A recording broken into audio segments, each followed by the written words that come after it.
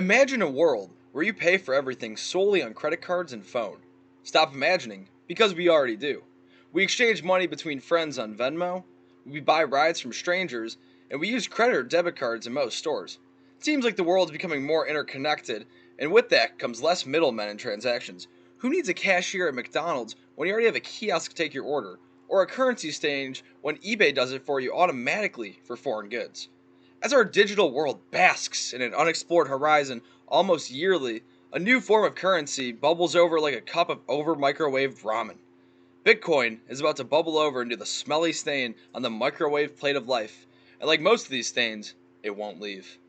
I believe you'll be interested in my speech today because we'll talk about an emerging currency that can be used in our daily lives. Knowledge of Bitcoin's operation and concept will give insight to a new currency system called cryptocurrencies. Today, I'd like to talk to you about the Bitcoin explosion of 2018 and how worldwide awareness has sparked use of the coin.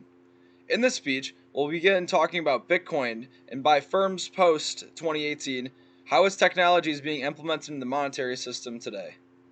First, let's talk about Bitcoin after 2018. Proceeding Bitcoin's financial bubble popping, investment firms began purchasing the asset.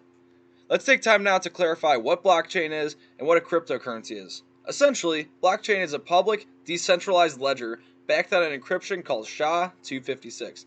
Public meaning everyone has the ledger, decentralized meaning everyone is hosting the ledger so no one downloads it from a single source, and a ledger is a sheet of transactions like a bank statement. Finally, SHA-256. It's the most widely used encryption in the world. Second is a cryptocurrency. A cryptocurrency, or crypto as most people call them online, is a currency secured by cryptography like SHA-256. The first large firm to become a holder of Bitcoin was Goldman Sachs back in 2018. Wall Street was notoriously critical of Sachs' decision to add Bitcoin to their assets. They thought of Bitcoin as a joke. 2 years later, global currency trust great firm Grayscale received 503.7 million in investment from trusts around the globe. 88% of this investment was given by top firms and hedge funds, according to Forbes. This statistic gains more credence with the knowledge that most hedge funds take decades to access, which is indicative of Bitcoin becoming a long-term hold for these accounts. A long-term hold helps the currency remain stable, and it adds value to that asset for a set number of years, and dissuades the same firms from pumping and dumping for quick money. A pump and dump is when you take someone with a lot of money and they buy up a stock just to excite the market, and then when that asset gains more value than before, they crash it. It's great for the market for this reason because if firms buying Bitcoin because of firms buying Bitcoin and Wall Street holding it because Wall Street is full of the biggest whales on the planet. Next, let's talk about Bitcoin's implementation into the monetary system.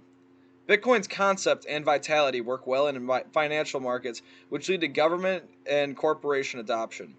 In August of this year, governors ruling over the Federal Reserve had a meeting discussing the implementation of a digital currency to the United States. The impact Bitcoin had on this market as a form of digital currency sparked governments to follow their example because of the benefits it has over other currencies. A worldwide adoption of digital currencies will change the way business is done and foster a new era of exchange for everyone. The result of this meeting the result of this meeting is leading the government towards a new direction on how they disperse currency and how transactions are completed.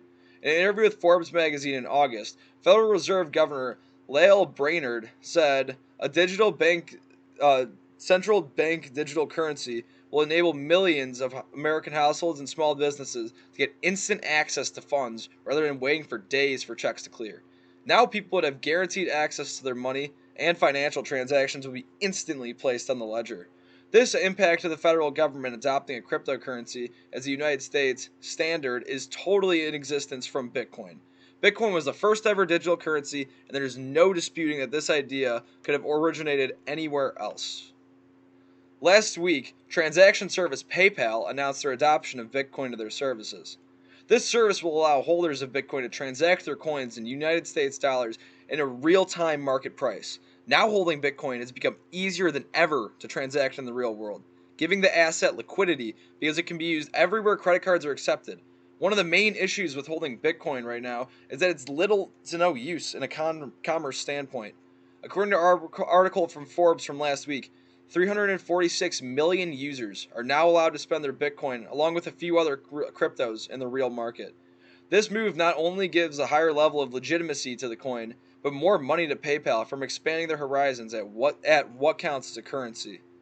After the 2018 explosion, the world knew Bitcoin's name, and now they will know its application. It's only taken 2 years for Bitcoin to go from an enthusiast play money to actual liquid cash. This announcement from PayPal is completely due to Bitcoin's explosion in 2018, because without it, I would not be writing this paper. In closing, clearly Bitcoin as a concept has stirred up the financial world. After the Bitcoin explosion in 2018, it has seen use as an investment, as a concept, and as a currency itself. If this financial oddity did not happen, the world of currency would develop drastically different than it has today.